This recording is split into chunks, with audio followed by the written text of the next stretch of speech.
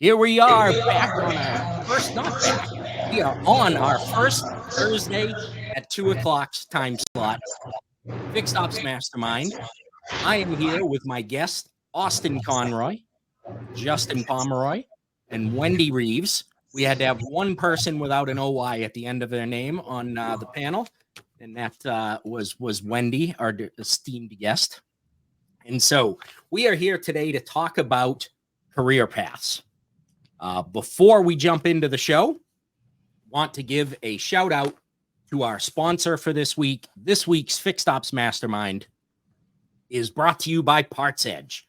Your parts department is the backbone of your dealership and is responsible for nearly half of your total profits, according to NADA.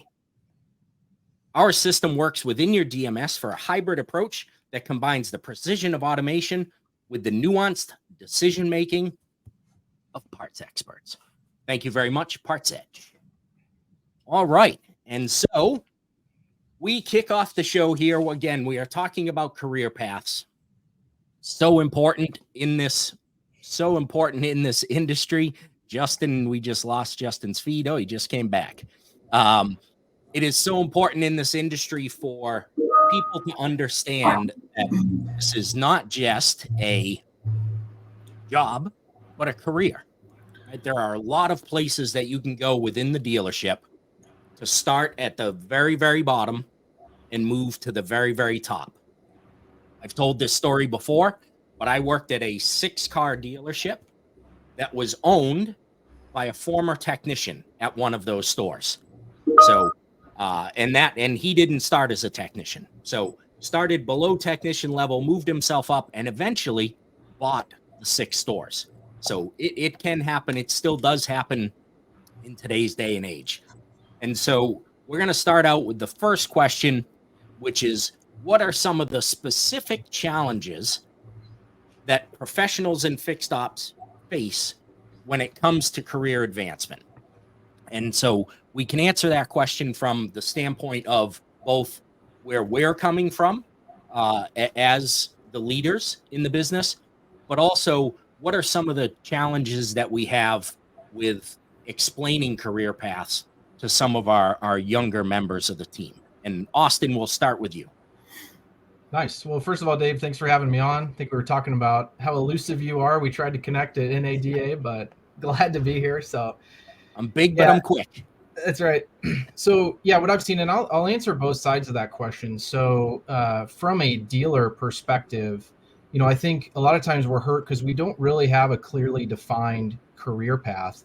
I think there's some roles within fixed ops, like a technician, for instance. You do have a very clearly defined path in terms of tenure, ASE certification, manufacturer certification. But some of these other roles, I think, are a lot harder to define what an actual career path looks like, right? So I think that's one of the challenges we have as a dealership. And then I think the employee side of it, I'll put it simply, I've been in the business for a little over 7 years now. And I think the biggest part I see is people just exit too early.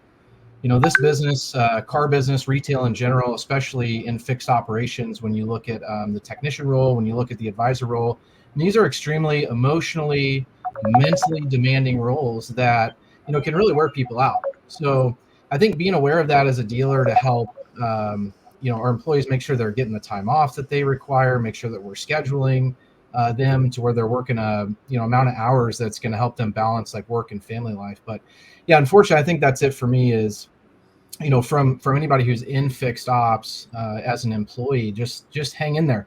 I've seen people quit 6 months, or a year or two early before they get the opportunity for advancement. So. And sometimes that's part of the problem is them not understanding what's coming up. Yeah. Right. And that's and as we face a generation that came up with video games that you level up. Mm-hmm. Right. Sometimes 6 months, a year is too long of a time span for them to level up. And so you've got to have those micro levels in there in between to help them move along. Justin, over to you. Same question. Challenges. Challenges are you become really good at something, right? And so a lot of times in our world, the general managers, the GSMs, and so on and so forth are people who grew up in variable, right? Very seldomly do you see a fixed guy come through the ranks and show the desire to go into the variable side. It is, for some people the hours are a little bit difficult to they're not palatable. So you have these 14 to 16 hour work days where in fixed operations, you are able to have those days off that sales is usually open for. And so you have to pick and choose what you want to do, and you have to be candid with whoever it is that you're talking to as to what your aspirations are in your career, in your life, and so forth. And so sometimes, I think on the end of, not being transparent on what you plan to do in your life and what you plan to, be in your career path, will keep you from that opportunity. And then secondly, if you do excel greatly in one, arena, sometimes that can, it's very hard to replace a great fixed ops guy. It's hard to reteach that all over again without having the fear of going backwards in that department. And that can sometimes be, a blessing and a curse in itself. So, which I hate, because no one ever deserves to be held back because of, they did too good of a job.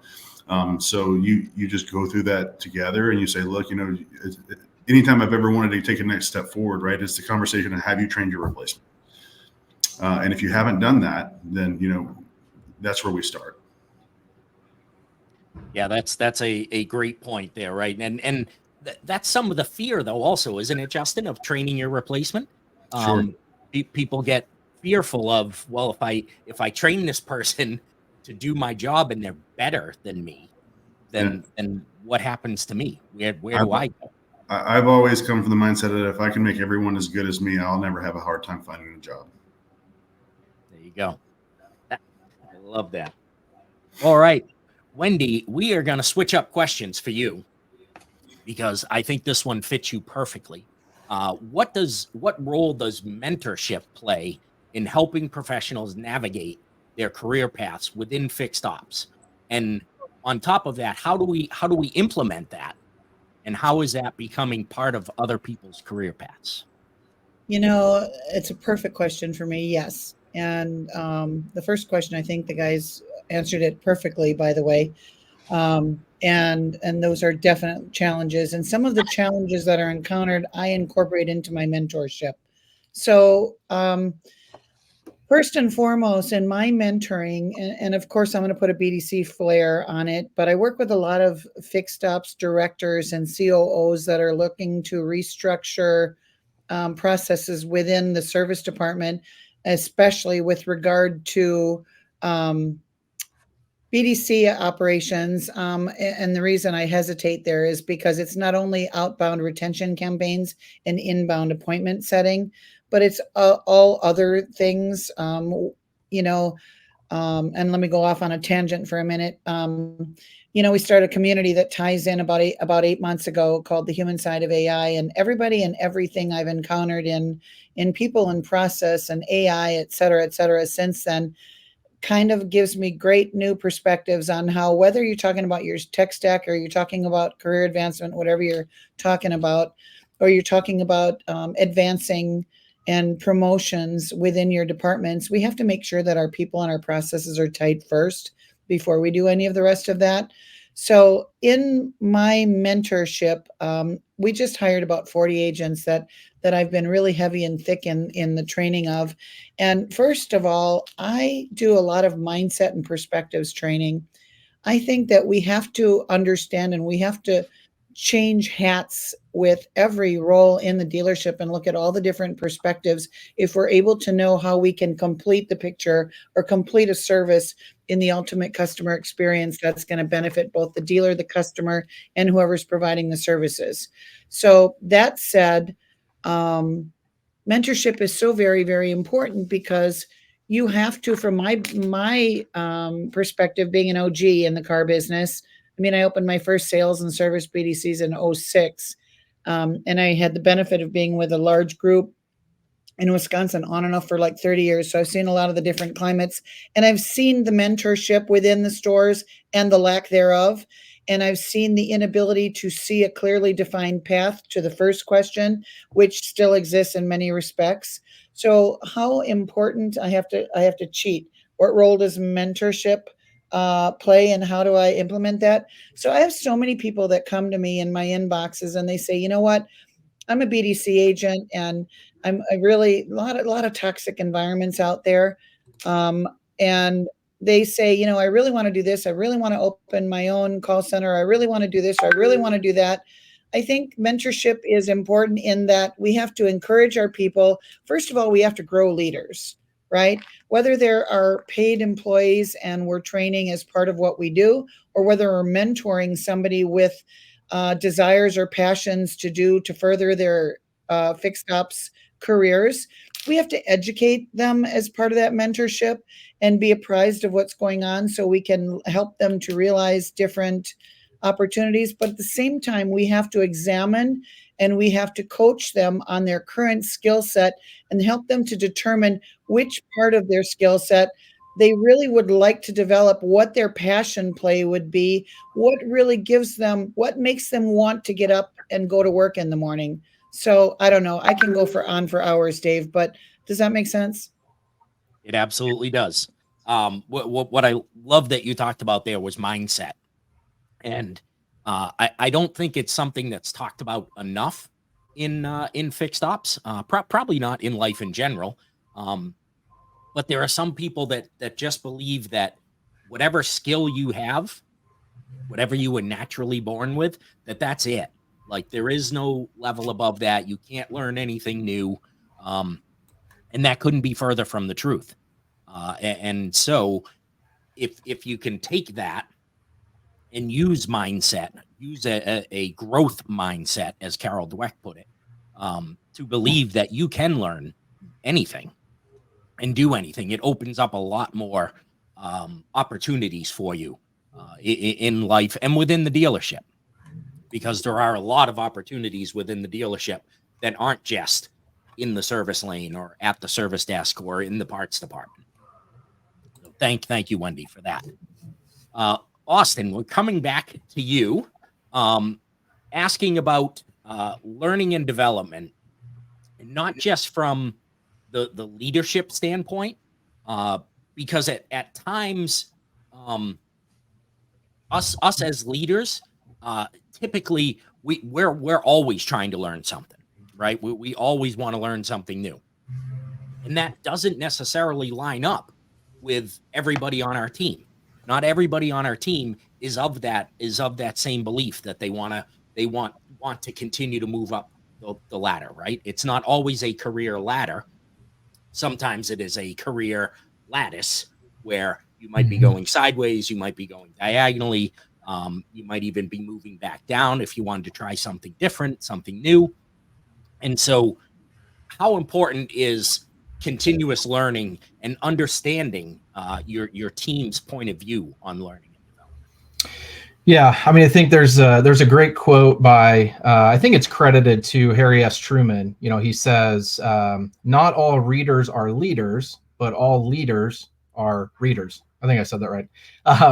But you know, that's one where there's a lot of different ways to get information. There's a lot of different ways to learn. So, you know, for me, I'm not much of a reader, right? But I have always gotten my information, whether it's, you know, from LinkedIn or from Twitter or from reading some industry, you know, some magazines, or I heard this from this guy, or I asked this person. So, you know, I think continuous learning to me, there's two ways you're going to go at any time. You're either moving closer to where you want to be, or you're moving further away. It's very, very hard to stay stale wherever you're at. And if you are stale, it's not going to be for too long until you start moving backwards, right? So for somebody, you know, continuous learning, I think, shows a few different things. It shows that you care. It shows that you want to progress. It shows that you want to achieve. And it's going to help you from getting stuck at those points in your career, right? And I think that, you know, it doesn't have to be fancy. I think it's just this daily reminder that, hey, I want to get a little bit better today, and I want to make the team around me a little bit better today. And, you know, quite frankly, those are the people that, you know, as a leader, and especially in fixed operations, those are the people that I'm looking to recruit and looking to promote too within our organization. So, I think it's at the end of the day, just demonstrating a level of passion and commitment to your career, no matter how you get that information, whether it's reading books, looking up something on the internet, connecting with industry professionals like we're doing right now. Awesome. And so, Austin, in your organization, are career paths something that are physical? Is it something that's actually written out where you can sit down with an advisor, a porter, a technician, and say, hey, where do you want to go in the future? And okay, that's where you want. This is where you want to end up. Mm-hmm. Here are the steps. Excuse me. Here are the steps for you to get there. Mm-hmm. Yeah, I mean, here's how I answer that. I think it's, full transparency. It's kind of like I mentioned before, the technician role is very easy for us to define, and we have very well defined that with a technician career path that we have. There's pay scales, there's classifications levels, down to the manufacturer. We know, hey, here's what you need to do, how much time you need to put in before you move up. Some of these other roles, quite frankly, like let's look at a service advisor role. Who knows if I'm going to have a management position open at a certain time frame, right? There's not as many roles as you move up within the organization. But what we can do and what we have done is develop, sets of minimum standards for a role. And then also, hey, these are the actual goals and expectations that we have for you. So me as a leader, what I do is I look for those that are great culture fits for us. And also, good performers. They don't have to be the top performer, to be honest with you. They're a great culture fit. They're a good performer. I'm going to sit down with them and discuss their goals and try to define that just with them on a one-on-one standpoint. And really, it feels like my conversations, they always go back to just hang in there. I never know when I'm going to have an opening. This week is a perfect example of it. I had somebody that, put in a notice that they're going to be moving back to their hometown in Ohio. And hey, I got a role open. So let me tag in one of these guys that I've been working with over the last few months. Yeah, absolutely. And so, Justin, a 2022 McKinsey study showed that lack of career advancement and lack of career development was the most common reason given for people quitting their previous jobs. And so at Foundation, what are you guys doing to prevent that, to always help your people grow? I consider myself a fisher of men, if you will. Like sometimes it's our job to, when you get to a certain point in your career, I always say that the larger your title, the more people you work for. And so when we go in stores and we see the people that, are conducting business within our dealerships on the daily, it's one of my things is to constantly observe, acknowledge, and look for something that is in a person or in you people in general that you're meant for more than what you're doing, and just, whether it be an advisor that's really a recluse or, that say, hey, have you ever thought about getting into parts? I see that you're not really comfortable dealing with people, or a technician that's really this overly bubbly person. Like, have you ever thought about mobile? Or have you ever thought about being an advisor, growing them outside of something that they wouldn't have recognized or even considered for themselves? Maybe because it's self-esteem, maybe because it's, they just don't think that they'd be a good fit, but then maybe coaching them into believing that they're able to achieve something that they wouldn't, in normal case, or without me pushing them outside of their comfort zone to consider for themselves, for their family, and for their career. And so I always just try to identify people who may be in a position that may not be suited for them, or someone who's in a position that, may be suited for more. And so I always try to have those conversations with them, like, are you happy with what you're doing? Are you happy at home, with the time that you're spending here, the time that you're giving to me? And is there a return on investment with that time that's, satisfactory to what that time is? And so, just going through that with them and being open and allowing them to feel that they can talk to me. If something does arise, it may not be today, it may be 2 weeks down the road, but being, very even keel, shoulder to shoulder with the staff, and making sure that they're comfortable if they need to reach out to me, or if they do find that they want to go do something else. I'd rather have that person move around in my department or within my company than to go work for someone else. It's costly. And we usually typically do a decent job, interviewing. So at some point in time, we thought that you were worthy, and you thought that we were worthy of having you. And so I always try to, give lateral movement if it's chosen, or if, we're leaving somewhere like, hey, if there's anything you need, anything training you want to go to, don't be scared to voice that. I will always invest in you. And if there's more to be had, then I want you to have it. Yeah, it's a great point, right? You hired them for a reason. I used to always say that to my team at the dealership. I brought you here for a reason. If that reason was to be a service advisor and now it's not a great fit for you, then let's figure out where you can go from there. But because as Austin mentioned, you're typically hiring for culture fit first, right? And from there, you can train the position, whatever position that might be. All right, before we move on, we are going to do our quote of the week. Quote of the week. I've always want to become better. If never being satisfied is a problem, then I have it. At least it is a good problem. Zlatan Ibrahimovic is our quote of the week, and that is brought to you by Radiant Ride. Get to know Sticks. If you don't know them, you need to know Sticks at Radiant Ride. And next week, I'll have a quote with a name that is a little bit easier to read. And I picked that myself. I put myself in that position to have to read that name. He's a Swedish professional soccer player. All right. So I think the quote goes along with what Justin said earlier of just trying to always continue to train his people. And if he can train them to be better than he is, then he's done his job well. And so now we move on. And Wendy, again, this is a question that I think suits you perfectly. What advice do you give someone who is just starting out in fixed operations? And I think your company is a company who is going to get people who are just starting out in fixed ops, right? And this might be their first stepping stone to a long career within the industry. So what's some of the advice you're giving to people as they're coming into the industry, or even as they're considering a move into the industry? So mine is a different mindset, and it might be different. I mean, you guys that are under the rooftop, you might feel completely different, and you wouldn't want to dissuade someone from having the role that you put them in or keeping the role that you put them in. But even when I do on-site launches for dealership teams, my first day is always like, I want to know what their why is. I want to know about them. I want to know that they're being, the buzzwords are their authentic self, or they're this or they're that. And I want to tell people, be true to you.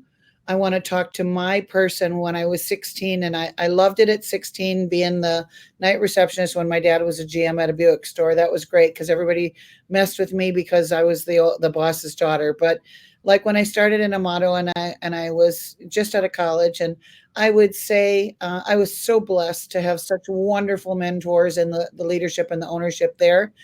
And I was in a good organization, but I would suggest be yourself. Realize that first and foremost in this industry, we are people helping people, and you have to move forward with that in mind. You have to realize that whether it's the relationships that you build within the dealership and within the industry, because in our industry, it's all about the relationships we build over the years. I want you to be sure that you are true to yourself, that you're not compromising your morals or your standards or your integrity, and to always be honest and ask questions, and just to be a sponge and take it all in, and don't be it reminds me of when I was 24, 25 years old, and I learned to speak the Greek language because my ex is Greek. And I'm the kind of person, if you tell me I can't do something, I'm gonna master it, and then rub it in your face probably. And everybody was like, "You're not gonna learn Greek." You know how many people I know, they say they're gonna learn the language, and that's from a person who never lost his accent after 50 years here. But anyway, I learned it, and I speak like a natural Greek because I didn't let that stop me. Let them talk. Let them talk. There's going to be naysayers. Be true to you. Be a sponge. Absorb everything you can. Look at others around you. Be happy. Enjoy the journey. And those are the basics. That's awesome. And Wendy, so since I know that when somebody tells you not to do something, you are definitely going to do it. I am going to tell you, do not fill my bank account with $100 bills. I know, Okay? right? I knew that was coming. All right. Justin, same question to you. What advice are you giving to people who are just starting out in fixed ops, are thinking about getting into fixed ops, and anybody along the way? Austin mentioned earlier, like sometimes people get in and they get out too soon, right? They get out before the real opportunities start. So how do we keep them here? Sure. I mean, you're a leader of it, as far as in an advisory role goes. I mean, you really truly have to be passionate about people. And if you are passionate about people, whether it be, your team as an advisor group, and your fixed ops management, or the customer base, right? I think Chris refers it to as rich uncle. They make deposits to your account, right? And you're a collector of customers. And the more customers you have, the better that they will be to you, that rich uncle will be to you. So I've always just, gone above and beyond to show them that once you start to serve people and you really, truly treat them like grandma, life is really easy. The sale, the delivery, having them spend, an unforeseen amount of cash or credit with you becomes not so much of a problem, right? Because you're in it with them. You're in the fight. You're trying to help them through the worst day of their life, and getting that side by side, hand in hand kind of mentality when you are serving your customer base really, really will pay you dividends that you could never think in your life. A while back, I gave my police gear to a gentleman out at one of our stores in Madisonville who his wife works for us. And I pulled my last paycheck out and I just shook my head. I think it was $1,500 for 2 weeks, of work. And so, I just reflecting on stuff like that and realizing that this industry will give back to you in ways that I never saw for myself even. And so, if you can stand the early ons and really fortitude yourself to get through it all and understand that, every day is going to be different. There's going to be some hard ones. There's going to be some good ones. But you got to take the good with the bad. You can really prosper in this industry and it will be so good to you, and you can give back along the way in ways that you wouldn't think. And so that to me, that and just in the people themselves, letting them know that, I think it's John Maxwell said, I'll never want more from you than I want for you. And as long as your team thinks that of you and knows that, you're, again, just as well as you are with the customer, you're shoulder to shoulder, getting through, your days and handling your customers and getting through objectives. And even on the personal level, if you're having a problem with your family, and, it really is a family. You spend more time here with these people than you do with your loved ones at home. And if you can get past that and really, just find yourself in it all, it'll take good care of you for a long time.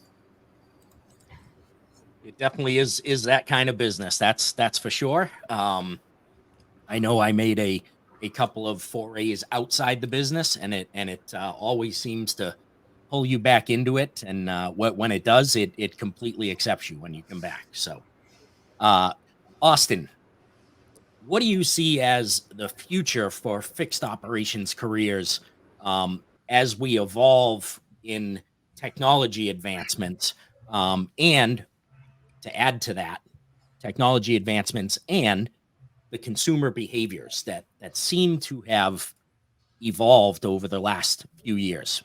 Mm-hmm. Right? We went into COVID and everybody was nice as pie. Right at the beginning of COVID, everybody was as patient as they could be. And somewhere along the lines, they left those patients at the bus stop and they're not there anymore. So how do we get through that? Yeah, very true. So a little unsolicited advice. I want to go back to the last question because I think there's two comments I want to make. So I think people that are successful just getting in the business, there's two things you never say. And Wendy, never say these. Don't take this never as I need to say it, but it's that's not my job and that's not my customer. if you can keep those phrases out of your mouth, I think you're going to be extremely successful in this business. So, and then to answer the question at hand, there's a lot of AI advancements coming out right now, and there's a lot of different, I would say, waters for us as leaders to navigate. Not only, hey, how do these different AI components fit within our customer experience, but also what's the ROI on some of these different AI components? Some of the stores that I oversee are a little bit smaller, so the budgets are a little bit tighter. But I think at the end of the day, as much technology is going to evolve, I mean, we are created for relationships. This is a relationship business. And so, Dave, you mentioned it. What piece of AI is going to talk that heat case customer off the ledge?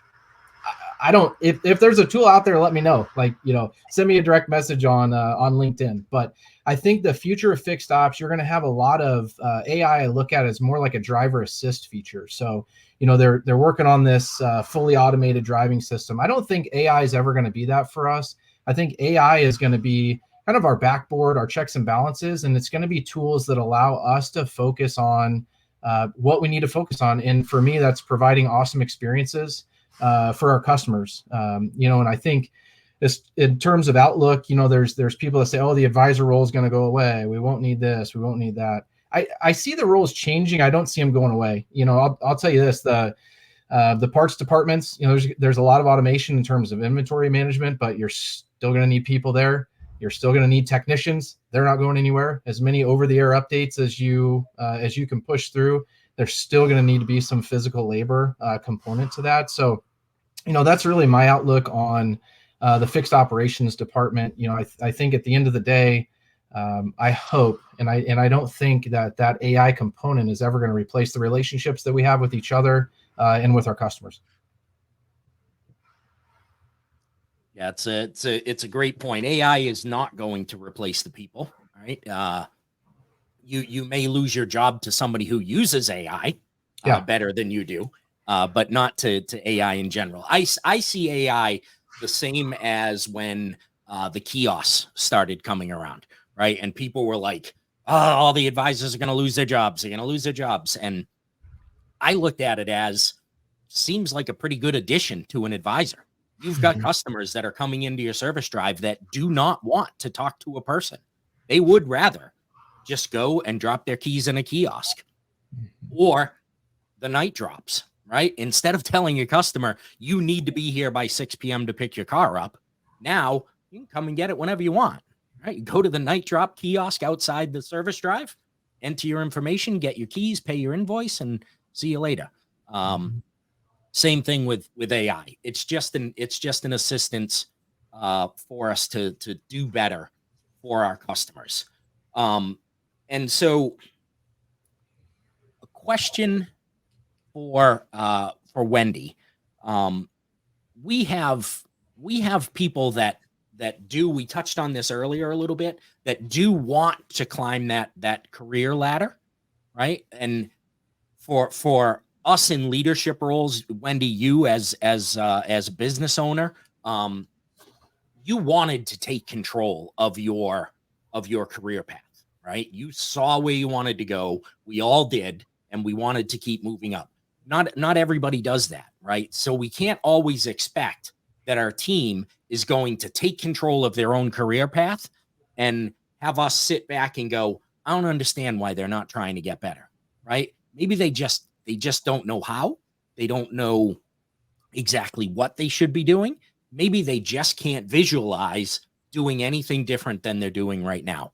And so what do we do for those team members to help them, to not just help them, but to understand whether they actually do want to advance? And if they don't want to advance, what do they need from us to be the best team member that they can be?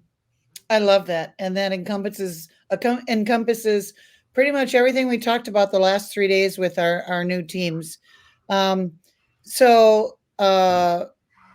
First and foremost, you got to ask the questions. I mean, that's a really great point, and I get distracted when I'm center screen and I have to look at myself. So that's why I'm averting my gaze. But I think that it's important to get to know our team members within the team.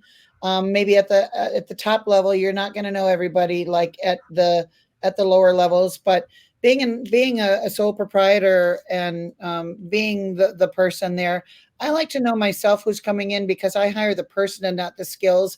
But then I like to cultivate the skills because I want to grow them. Like I explained today, I said, I don't, if you guys want to spend your career with my company and grow with our company, then God bless you. And I'm happy to have you. But if you want to grow your own wings, I will help you to strengthen those wings so you can fly to new heights with whatever your goals are. So we have to ask the questions because depending upon where they are in their life cycle, whether it's the cycle of life, as I've now seen, I'm seeing a third phase of it.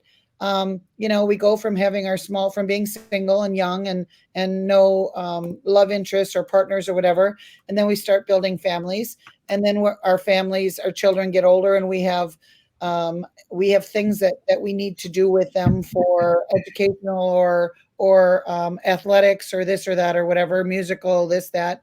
And then they're in high school, and then we have college and everything else.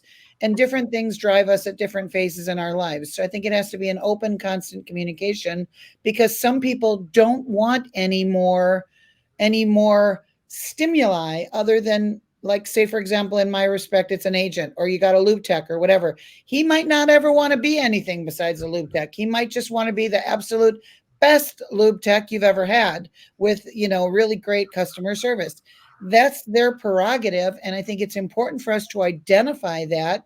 And we need to help them where they're at. We have to meet them where they're at and have the conversations and help them to realize their own goals. What I always say, and I said this morning, like when we had a problem about a customer and how to explain to the customer, I said, look, don't worry about scripts, this, that, the other. Don't worry about your job. Worry about that we're people helping people.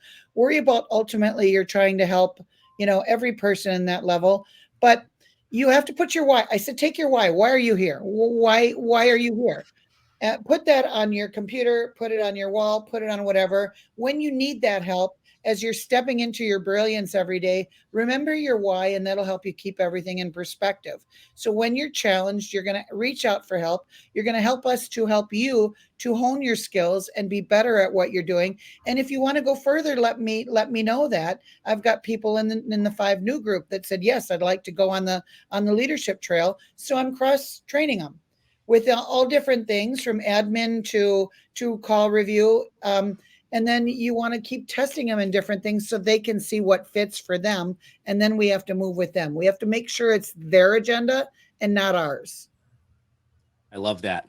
And knowing your why is certainly a big thing. And it's amazing how many people you can ask and they don't really understand it. They don't know what is really driving them, right? And so, Austin, hold on to that question because I'm going to come back to you with that question after the stat of the week. Nearly 60% of dealership employees cite lack of advancement opportunities as a reason for leaving. This stat of the week is brought to you by Chameleon Driving Change. Thank you to Josh and Jim for sponsoring this stat of the week. And again, 60% of dealership employees. That's a large group of people that are leaving because they don't see opportunities for them to grow. And so, Austin, we'll come back to you with the same question that Wendy had. That stat hit me so hard, I forgot what question I was supposed to be answering, to be honest with you. That's nuts. Give me a little refresher. Sorry. That is a tough stat right there. That is way too many people for us to lose just because they think they can't advance when there is so much opportunity within the dealerships for them to advance. And so the question that was asked to Wendy was, now I lost my spot. Now I don't even know what I asked Wendy for a question. All right. Tell you what, Austin, we're going to ask you a new question because we both lost the question. So I want to know, as a guy who's a leader in this industry, right? How do you balance the need for technical expertise with the need for either leadership skills, communication skills, and give a sense. We're talking about career paths. Give us a brief history of how you arrived where you are. Yeah, I mean, my career path is a little crazy. I mean, I started selling cars, for $400 a week draw, right? And moved to BDC manager, Wendy. I was for a couple months, and then a new car sales manager. And I moved into finance. And so my path into fixed ops, I went to bed a finance manager, and I woke up a service manager of a department that had about 20 plus people. So I'm not a car guy. I had never written a repair order. I couldn't. If you said what's an RO, I honestly could not have told you probably what it was at the time, but here I was. So, I think one of in terms of career progression, that's one of the things I love about the car business and why it is the best business and will continue to be the best business in the history of the world. There is so much opportunity here, and so balancing the technical expertise, I spoke earlier about some different accountability and metrics. So I think what you really need to do from a technical standpoint is lean into accountability, lean into, getting advice from your management team. Hey, where are my weaknesses? Where are my strengths? What do I need to improve on? Having weekly meetings with them. And I think for the leadership component of it, I had mentioned earlier, avoiding phrases like "it's not my job" or "that's not my customer." I think the most important thing is being a leader without the title. You can mentor someone else. You can notice when other people are having rough days and pick them up. You can help them be better. You can make sure you pick up pieces of trash that you walk by, take out the trash. There's these little things that we can do to be a leader without the title, and then the other portion, just because you don't have a leader or manager in your title doesn't mean that you can't help recruit and hire people. That's one of the biggest things to demonstrate as you move into this business is, can you attract and retain talent? So if you're showing, your management, hey, my buddy, I think he would be great at this, or, hey, I just need him to get his foot in the door. Can he be a detailer? Can he be a porter? I think those are some practical examples of A, how to balance those two, and then, B, where to really focus your time. And I would say this, I even focus on this today in the role that I'm in. I don't know what's next for me, right? And just like I had no clue, that I was going to go to bed a finance manager, wake up a service manager. You never know, but you're always preparing for it. And you're always just taking on challenges and trying to help those people around you. Yeah, that's awesome. I love that. Oh, where'd Justin go? We left with Justin and came back without him. Camera dropped. Justin is over here. He fell off for a minute. Oh, and Justin's gone again. And now Alex is Wendy. Well, isn't this interesting? All right. So I was going to pose that same question to Justin because Justin came from completely outside the industry into the industry. And so I was going to get that perspective from him, but he is not here. And so from that same 2022 McKinsey study, 63% of people who changed jobs in 2021 cited lack of advancement opportunities. Do you see a theme that's coming up here?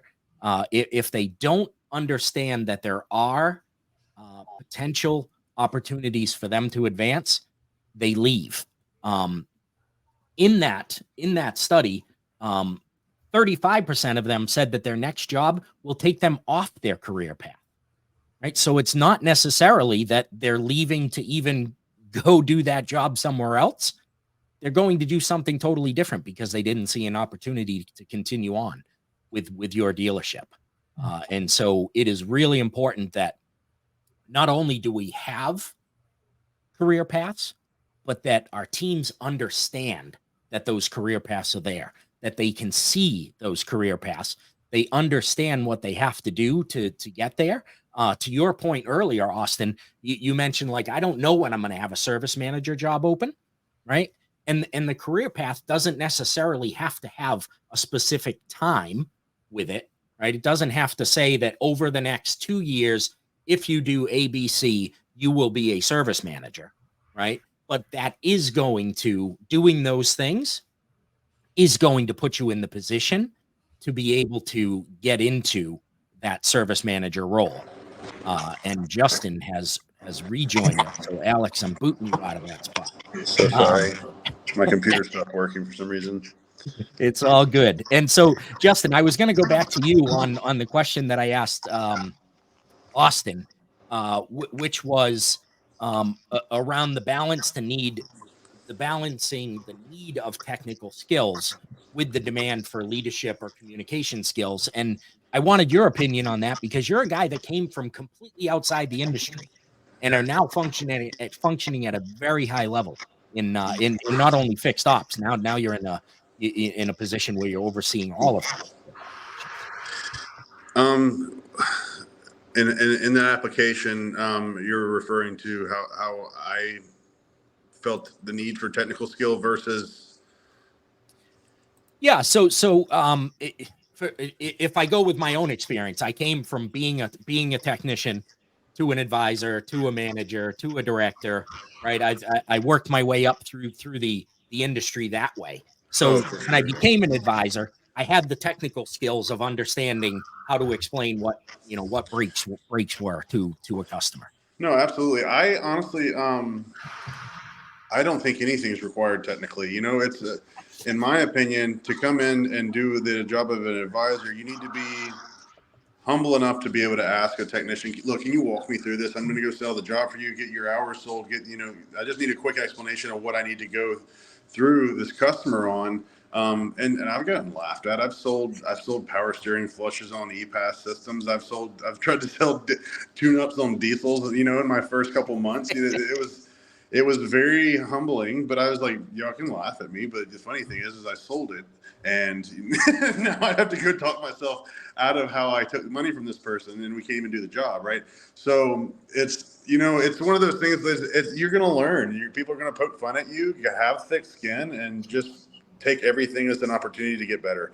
So coming into the this job from telling people what to do and where to go and how to behave on the side of the road in North Baton Rouge versus, getting yelled at and cussed at by customers, while I found my way. It was a transition, to say the least. Customer service is not an easy beast to conquer. And so just having that mentality, not being afraid to ask, hey, I don't know what that acronym means. If you could, what is the effective labor rate? What is, per vehicle retail, PVR? What is, there's all the kind of stuff that you just really don't take life so serious. None of us get out of it alive, right? Take a little bit on the chin. Don't be scared to get laughed at, and once you're done through that part and you've learned it, right? Like you're only held to your own confinements. And if you are, a go-getter and you want to win, I did nothing but law enforcement. Basically, I did a little bit of oil and gas and crane and rigging for a bit, but like coming into automotive, I was lost as a puppy. But again, your Mike Vogels, there's tons of people in this industry that will just give back to you and expect nothing in return. You as well, David. And thank you for anything and everything you've ever, shared with me. So it's a great family. It's a great community. And if you're willing to put your ego aside and step out and just ask a question, a lot of people will happily bless you with an answer. Yeah, it is very true. It is a very giving industry. There are a lot of people, as is evident by three people right now sitting here giving back their time to the industry. I'm going to call out Justin for a second right now. In our April edition of Fixed Magazine, Justin is our leadership spotlight. So make sure you get your copy of that and shoot me a DM if you need a copy sent to you. And also, Austin has an article in that same edition, Tips for Success. So thank you to both for being part of our magazine. We are going to take a short 2-minute break for a super, super important announcement. Welcome to a groundbreaking edition of the Fixed Ops Mastermind, powered by OEM Interactive, where innovation meets empowerment. We're thrilled to unveil a pioneering initiative designed to revolutionize the automotive industry. We are Women Educating in Automotive Retention and Excellence. And I am here with my co-host, Katie Maris. Oh my goodness. I am ridiculously excited to be joining you, Dave, every third Thursday on the Fixed Ops Mastermind, which is going to proudly represent women. I'm so excited. It is something we are very excited about here also. And we are is not just an acronym, right? It's a rallying cry for progress. It represents a community where women can come together, share insights, exchange experiences, and cultivate success. Whether you're a seasoned professional or a newcomer to the industry, which we need more of, We Are offers a supportive environment where knowledge thrives, networks expand, and barriers dissolve. Oh, and you know, the one thing you said there is that we need more of. We need more women to see this industry for honestly the incredibleness that it is. And so it's going to take the ladies that join us to start sharing their stories, sharing this out on their LinkedIn networks and Facebook networks and anywhere where other women can see that we are really in a beautiful spot in the automotive space where we're finally taking some action. I see action happening all around us. Women educating in automotive retention and excellence is part of that action. So join us on this journey as we spotlight the invaluable contributions of women in fixed operations, from service to parts and far beyond. We Are is poised to reshape the landscape of automotive excellence. And together, I know without a doubt, Dave, we are going to ignite change. We're going to inspire growth, and we are going to redefine what it means to thrive in the automotive space. I am so grateful and blessed to be part of this with you.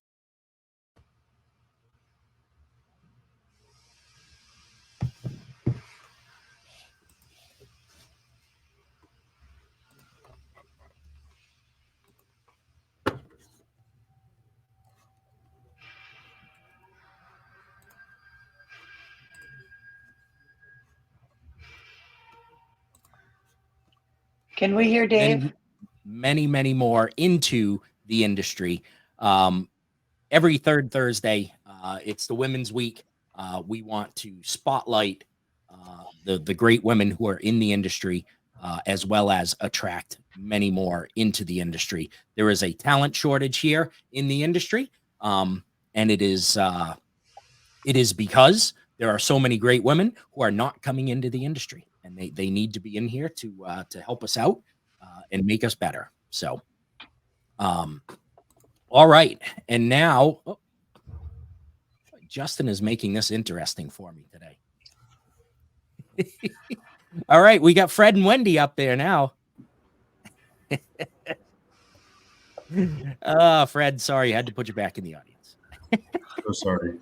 Testing my skills here, Justin. Testing my skills. All righty, we are Gotta keep it sharp. we are nearing the end, folks. And I know you all want it to continue all day, but I got to let these great people get back to work. And so, looking ahead, I want to know, Austin, what do you see as the most significant opportunities or challenges for professionals within fixed operations? Yeah, I mean, I think for us, opportunities are, and I've talked about it a little bit before, is how do we adopt AI into our processes? And how do we automate a lot of these manual labor components to, make our customer experience that much better? And then, the other opportunity is going to be that customers are keeping their car longer. So, that presents a unique opportunity for us to, service more vehicles and get into a little bit more of the heavy repair side. So now part of the challenges, it's always people, comes down to people, whether you need employees or whether you need customers. How do you get the people that you need to serve the customers, and how do you get the customers that your people need to serve? So I think hiring, training, and then retention of not only employees but then retaining customers is a huge challenge as well. And then I think both, I would say, as a challenge and an opportunity. Meeting consumer demands, and specifically, so how are we going to compete against as a dealership, how are we going to compete against, the Discount Tires, the Take Fives, the Jiffy Lubes? What are we doing to either separate ourselves from their experience, or what are we doing that is going to meet customers where they're at in terms of, hey, I can get in and out and get a little Take Five candy bar, in 10 minutes and have my car serviced. So, what are we going to do? Are we going to reinvent ourselves as a dealership model, or, are we really going to commit to, hey, we're going to give you an awesome experience here, whether it's mobile service. That'll be interesting over the next little bit to see as manufacturers peel back their support of mobile service, what continues. Because I feel like we're in a space right now with that where customers don't want to pay for it. Now the manufacturers are not wanting to pay for it. So who does that leave? Do dealers pay for it? I don't know. We'll see. So I think that'll be another, opportunity and challenge around customer experience that we'll see over the next couple of years. Mm-hmm. Love that. All right, Justin, same to you. Significant opportunities or challenges for fixed ops in the future? I was at some privates earlier in the month, and it's kind of mind-boggling. I went by and met a guy that I just wanted to talk to see what the temperature was for them, and they're running 65+% combined parts and service gross, a 280+ store rate with a 200%, I think it was 225% parts markup. I'm like, that is in no way, shape, or form competitive with most of my dealerships, and so it really goes back to just rolling out the red carpet, doing a good job, retaining the customer through the 336 period, selling the tires, getting that additional, wearable commodity penetration. And then having something for them to do while they're here, right? Like I'm at one of our stores, South Fork here in Manville, Texas. There's a kids' playroom. There's iPads. There's puzzles. It's like the dentist, right? It's never fun to go and sit and wait to get drilled on. But if we can make it as a positive experience as possible, that we allowed them to defect the first time, and now here we are, and you go and you compare yourselves to the independents, and you're evenly priced on almost everything. You've got a master mechanic working on your vehicle, and these cars aren't getting any easier to work on. So do you really want someone that hasn't gone through the proper training by the manufacturer to touch this now $100,000 to $120,000 commodity, investment that you have that you need to get your family safely down the road in? So I think, if we do a good job, the price point, you can charge a premium for the experience. And so that's okay. If price was always the problem, Rolex wouldn't be in business. So it's, to me, providing a good experience, being, I tell everyone, always try to find a way to say yes, even if it's inconvenience. And just taking care of our customer base, we'll get them back. Anyone that has to affect it, do a good job, get out there, do some conquest marketing, do some free stuff. Everybody wants to, we're not making any money on these oil changes. Who cares? The gas station doesn't make their money on the gas. It's the chips, the Cokes, the cigarettes, whatever you want it to be.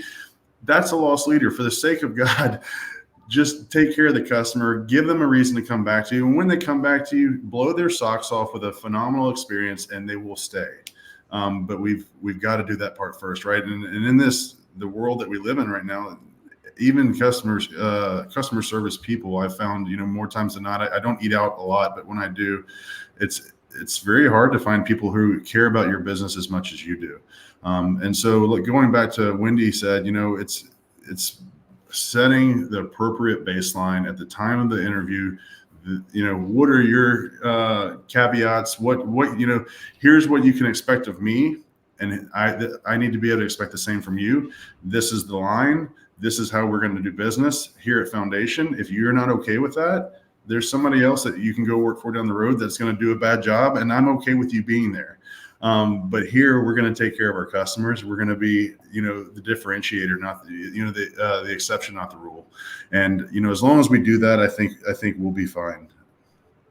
Love that, Wendy, from the BDC world. What do we see in the future? Oh, can't hear you, Wendy. I love what Justin said, and I think it's important to work on our culture, our company culture. Me, I work on my business culture because I represent our dealers. And, like when we're talking about whether it's an outbound campaign and you're saying not interested because you're being an order taker and you didn't say, and maybe they thought it was cheaper to have their oil change done at a Jiffy Lube than at the dealership. And we're not educated enough to explain to them on the contrary, an ASC certified mechanics, et cetera, et cetera. So I think we have to make sure it all starts, I think, with education, training, and coaching and process. And to your point, Austin, we did a deep dive, and Justin, you were part of this, and a number of AI products over the last 8 months. And what we realized when dealers were quick to implement in AI, to the tech point, they slowed down around the first of the year, and they were either onboarding or not implementing because they're realizing, in my mind, I used to think, you AI companies, you need a BDC brain like mine so that we can be ready to take the handoff. No, it goes deeper than that. It's at the root level at the dealership. It's like, and dare I say it, Russell, I don't even know what the right thing to say is, but when I hear somebody say you can't put lipstick on a pig, sorry, that's kind of vulgar. But I mean, if you've got something that's ugly and broken and whatever within your culture, you got to work on your culture. You got to work on your people. You got to work on your process. You got to start where you're at. If you've got people making outbound retention calls with spreadsheets and notepads, yeah, they need help. But dig a little deeper. If you also have a morale problem and you have churn because you don't see your people and appreciate them, we have to see our people and appreciate them, because it's not only money that drives them in their careers nowadays. They want to know they're part of the overall picture. They want to know that they can be in it for the long haul, and that you see them and you value them. Same as our customers. We need what we're preaching to our people to portray to our customers. We need to portray to our people. Like, we need to be a value add for them. When value exceeds whatever the price point is on a job or whatever, that's when they're going to stay with you. That's when they're going to grow with you. And I think education and training and coaching is number one moving forward. I love it. I love all the points that every one of you just made. And I want to thank you so much for taking the time, spending the hour here with us. From myself, Dave Foy, Fixed Ops Mastermind, powered by OEM Interactive. Thank you, Austin, Justin, and Wendy, for being with us. Thank you again to our sponsor, Parts Edge, who brought you this show today. And we will take it on out. And thank you very much, everybody, for being with us today. We will see you again next Thursday for the very special We Are First Edition. Obsessed with creating the perfect inventory? Us too. Parts Edge gives you the tools you need to outpace the competition and provide the highest level of service to your customers. Parts Edge is a powerful tool for parts managers to get the job done faster. Imagine what it was like when the impact wrench arrived. It made mechanics 3 times faster. Getting the job done without the latest technology makes it difficult to keep up. Besides all the other responsibilities you have, you work hard to have all the right parts you need when you need them. Parts Edge was designed by parts people for parts people to make that job a lot easier. Parts Edge saves you 4 to 6 hours every week and can increase your sales by 10 to 20% in just 12 months. Not bad for your bottom line. Take your obsession to perfection with Parts Edge. Call us today to find out what Parts Edge can do for you.